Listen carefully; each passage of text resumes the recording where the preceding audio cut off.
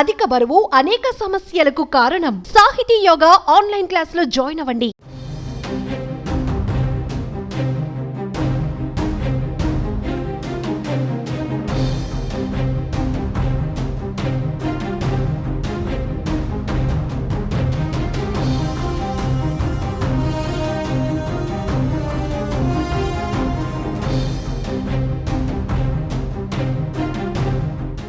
ఇందిరమ్మ ఇళ్ల లబ్ధిదారులకు కాంగ్రెస్ ప్రభుత్వం గుడ్ న్యూస్ చెప్పింది.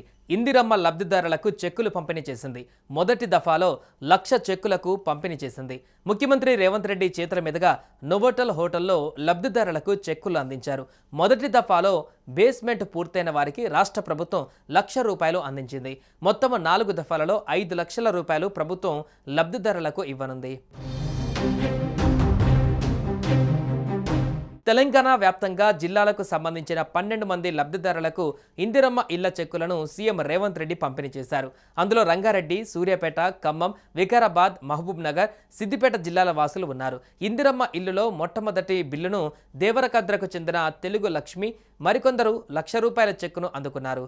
కాగా నోవోటల్ హోటల్లో ముఖ్యమంత్రి రేవంత్ రెడ్డి అధ్యక్షతన కాంగ్రెస్ శాసనసభ పక్ష సమావేశం నిర్వహించారు. పీసీసీ అధ్యక్షుడు మహేష్ గౌడ్, డిప్యూటీ సీఎం బట్టి విక్రమార్క, మంత్రులు, ఎమ్మెల్సీలు, ఎమ్మెల్యేలు, ఎంపీలు హాజరయ్యారు. మరోవైపు రాష్ట్ర వ్యాప్తంగా ఎంపిక చేసిన గ్రామాలలో ఇందిరమ్మ ఇళ్ల నిర్మాణ పనులు వేగంగా కొనసాగుతున్నాయి. మొదటి విడతలో భాగంగా జనవరి 26న 71,000 మందికి ప్రభుత్వం ఇండ్ల మంజూరు పత్రాలు ఇచ్చింది. రీవెరిఫికేషన్లో 6,000 మందిని అధికారులు అనర్హులుగా తేల్చి తొలగించారు. చివరికి 65,000 మందిని అర్హులుగా గుర్తించారు. వీరిలో ఇప్పటి వరకు దాదాపు 12,000 మంది ఇండ్ల నిర్మాణానికి ముగ్గు పోశారు.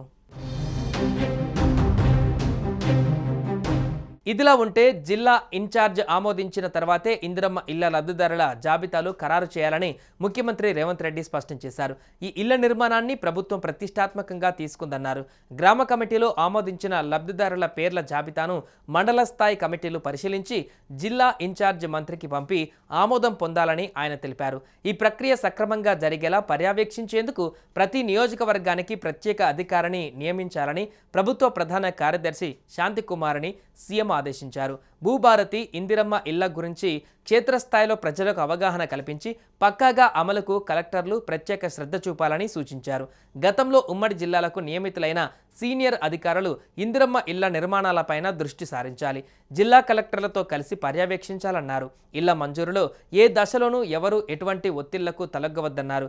ఎక్కడైనా అనర్హులకు కేటాయిస్తే మండల స్థాయి కమిటీ ప్రత్యేక అధికారిపైన చర్యలు ఉంటాయని హెచ్చరించారు.